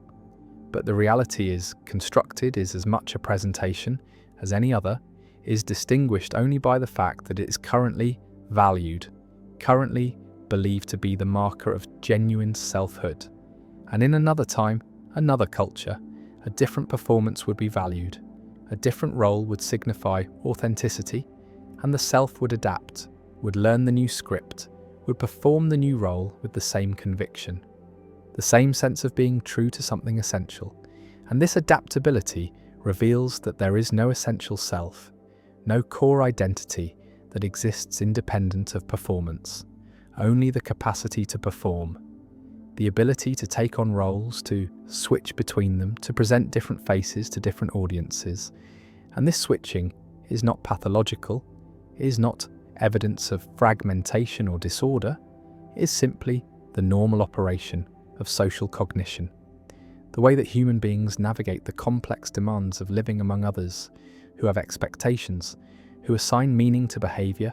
who respond not to inner states but to outer presentations. And the outer must be managed, must be controlled, must be performed in ways that produce the desired effects. And the desired effects vary by situation, by relationship, by goal. And so the self that is presented varies as well, is different at work than at home, different with friends than with strangers, different in public than in private. And each version feels real in the moment, feels like the self, but the multiplicity suggests that the self is not a thing but a process, not an entity but an activity, the activity of presenting, of performing, of managing the impression that others form. And this management is constant, is exhausting, is the hidden labour that underlies all social interaction, the work of monitoring how one is being received, adjusting tone and posture and expression to match the demands of the situation, suppressing impulses that would be inappropriate, amplifying qualities that are valued. And this work is largely unconscious, is automatic, is the result of years of training in how to be a person, how to perform the role that culture assigns. And the training begins in childhood, begins with the learning of language, of gesture, of the countless small behaviours that signal membership, that indicate understanding of the rules. And children who fail to learn these behaviours, who cannot perform the expected roles, are marked as strange, as other, as outside the social order, and the marking is punishment, is exclusion, is the withdrawal of recognition. And recognition is what makes selfhood possible, is the confirmation that the performance is successful, that the presented identity is accepted, is real. And without recognition, the self becomes unstable, becomes uncertain, becomes desperate for validation, for proof that it exists. And this desperation drives performance, drives the endless adjustment and refinement of presentation, drives the pursuit of authenticity that is really the pursuit of recognition, the desire to be seen, to be known, to be confirmed in one's existence by the gaze of another. And the gaze is selective, is interpretive, sees not what is actually there, but what it expects to see, what it has been trained to see by culture, by category, by stereotype. And the person being gazed upon knows this, adjusts accordingly, performs the role that the gaze expects or deliberately subverts it, performs the opposite, performs resistance, but resistance is also performance. It is also a role, the role of the rebel, the nonconformist, the authentic individual who refuses to play the game. And this refusal is its own game, its own set of rules, its own performance that must be maintained.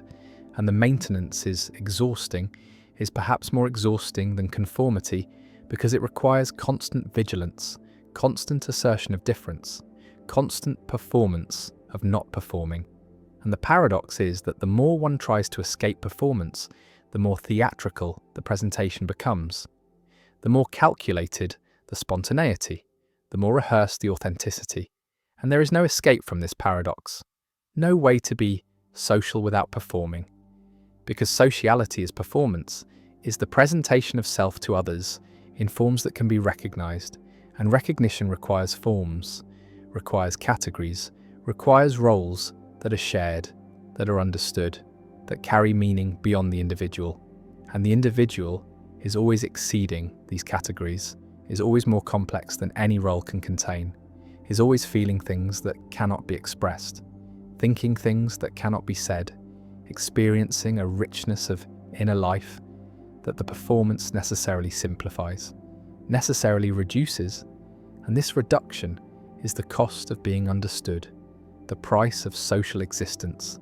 And the question is whether the price is worth paying, whether the recognition gained is worth the self that is lost.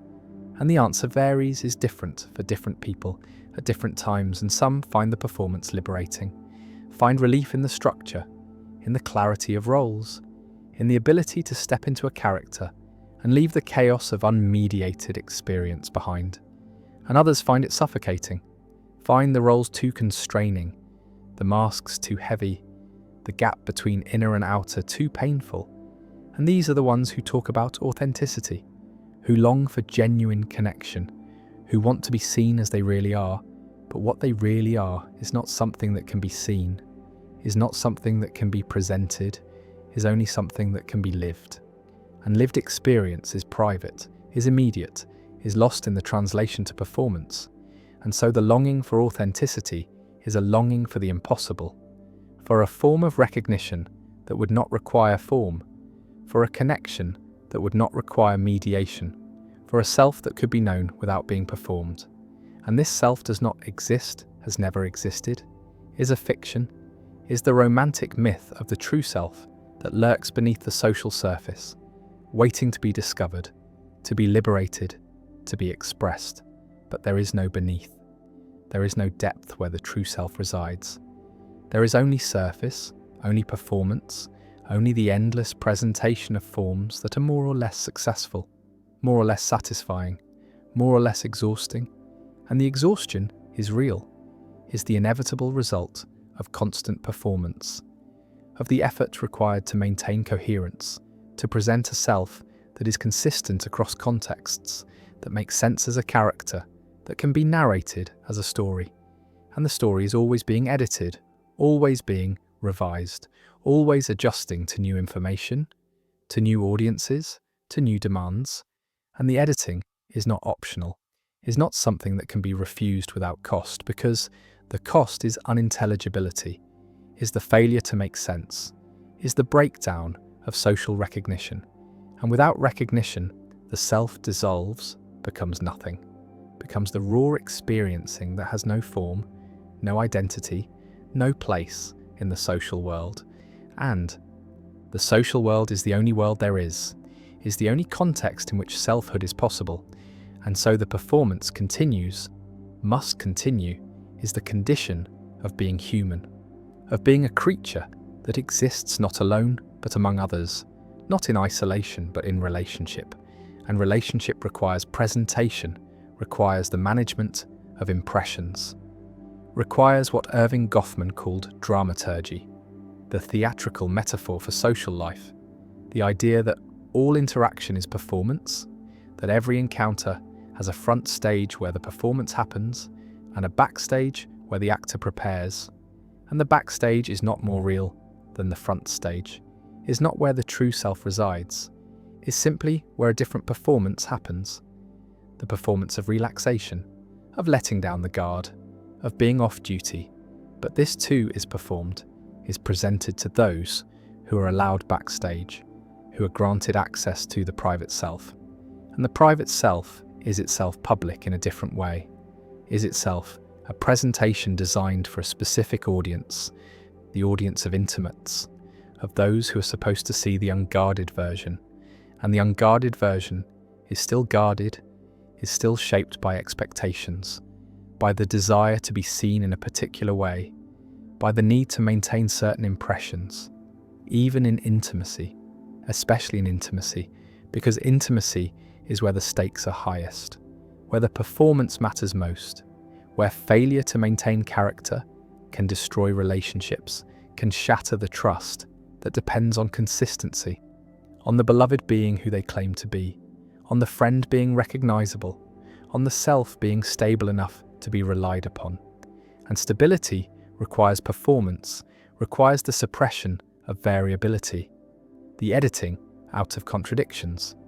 the maintenance of a coherent narrative that makes the self intelligible as a character. And characters are not people, are simplifications, are abstractions, are the reduction of complexity to manageable form. And the management is necessary, is what makes interaction possible, but it comes at a cost, the cost of everything that does not fit the character,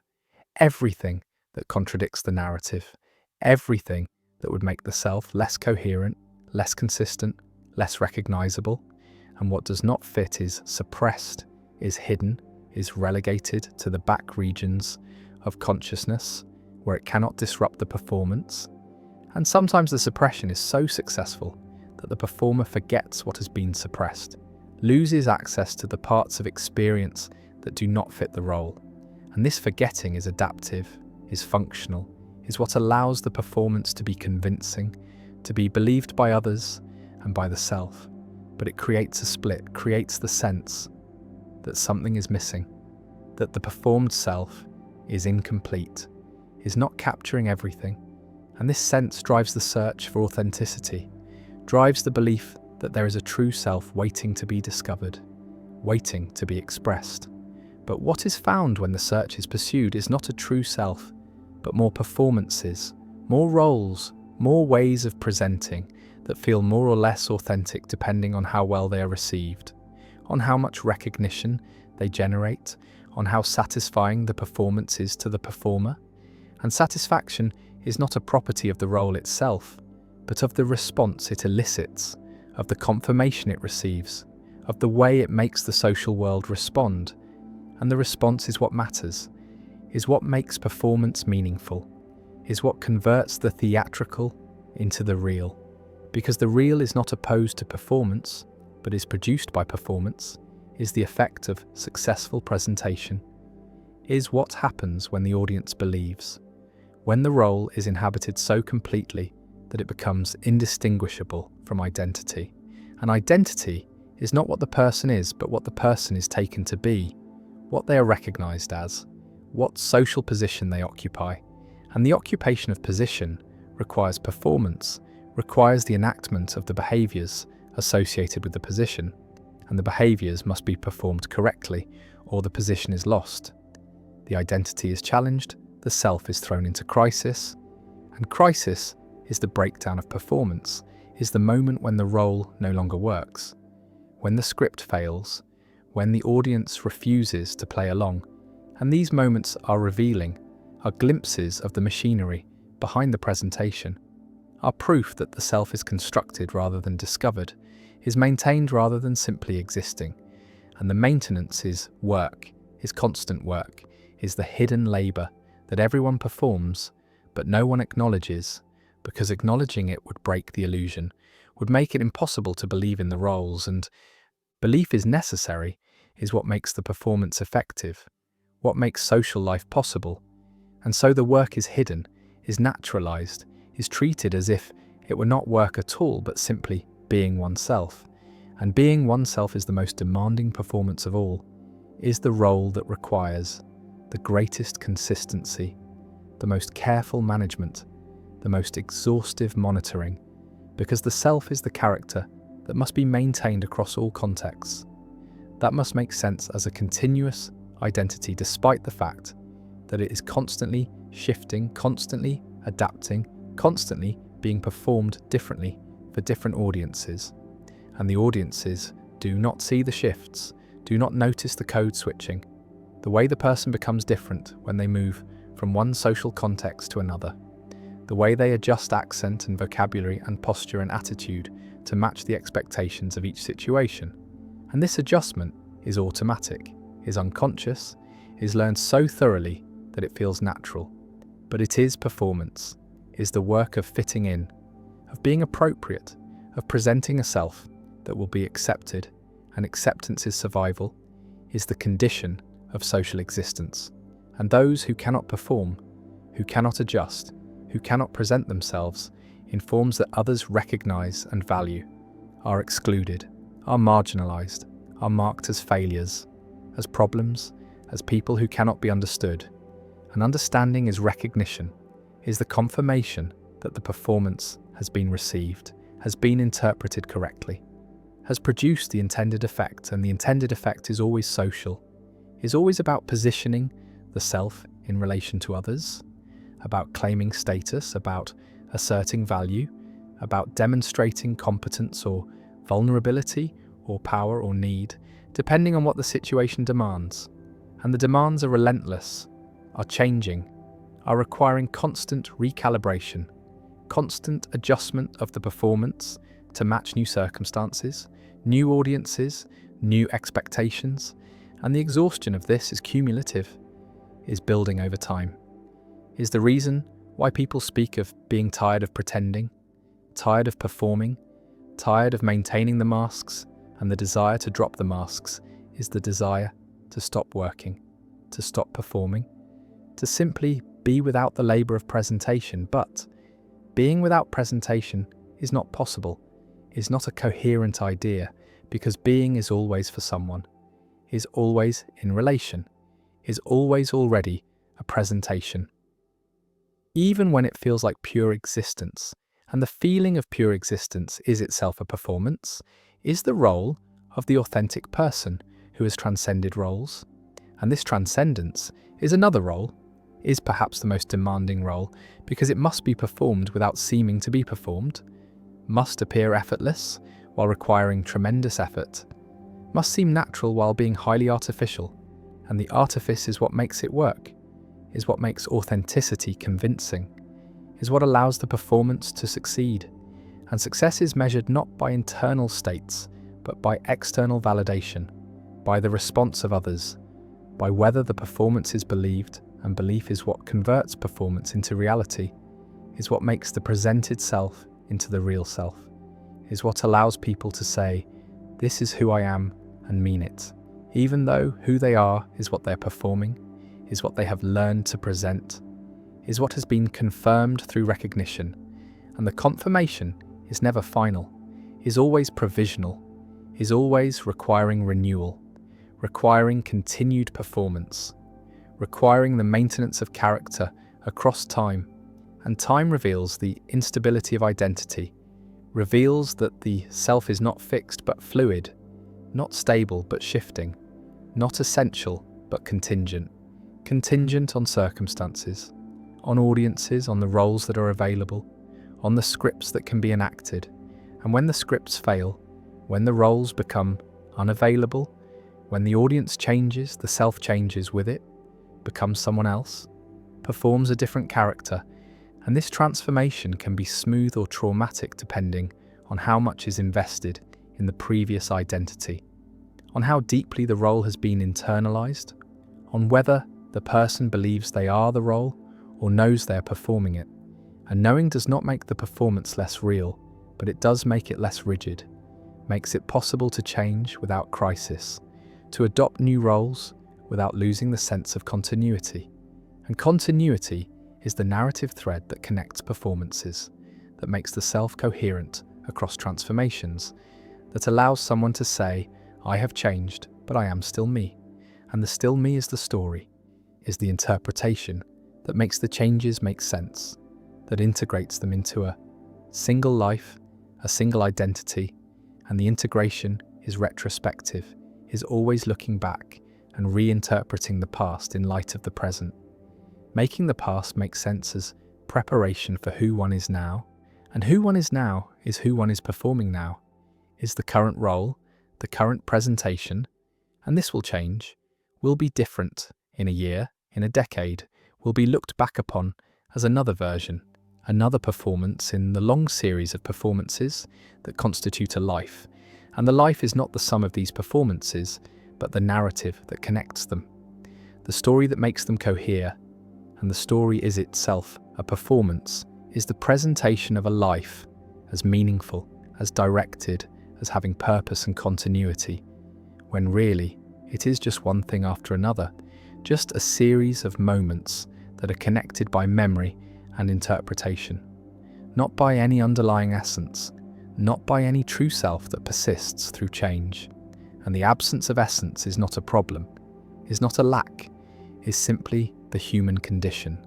is what it means to be a creature that exists socially, that depends on recognition, that has no identity outside of performance, outside of the presentations that are received and confirmed and converted into reality through the collective agreement that this performance counts,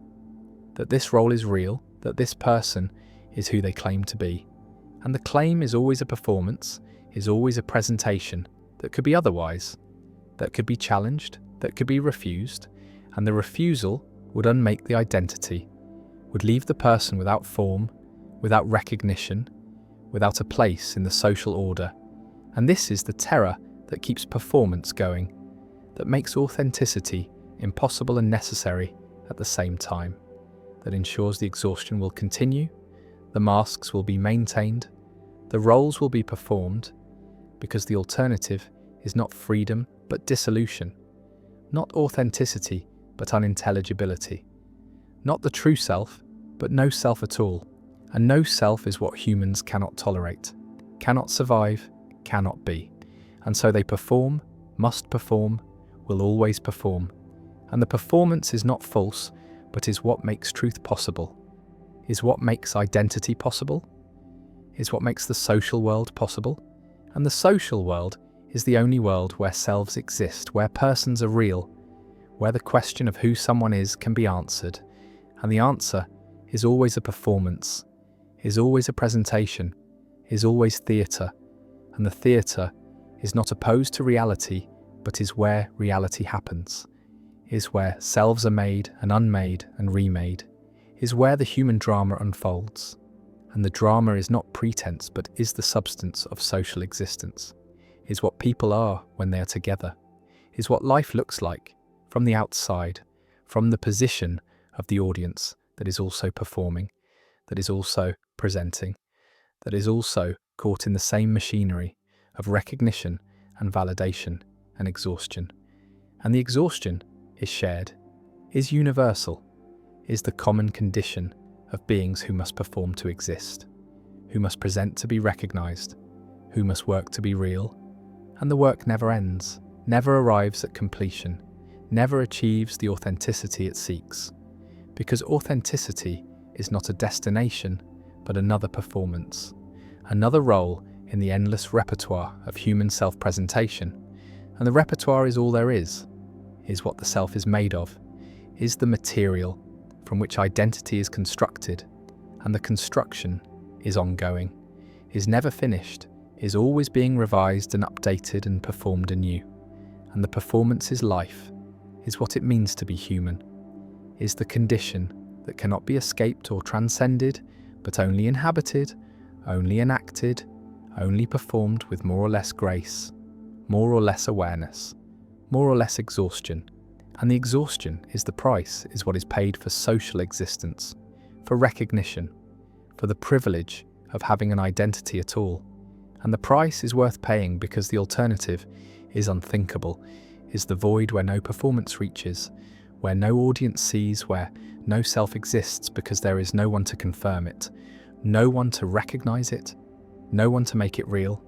And real is what performance does, is the achievement of successful presentation, is the magic of theatre that converts pretense into truth, converts acting into being, converts the performed self into the only self there is. And there is no other, never was, never will be, only the masks and the wearing of them and the exhaustion of maintaining them, and the belief, necessary and false and true all at once, that somewhere beneath the performance there is something real, something authentic, something that is not performing. And this belief keeps the performance going, keeps the search alive, keeps people presenting and adjusting and performing and exhausting themselves in the endless work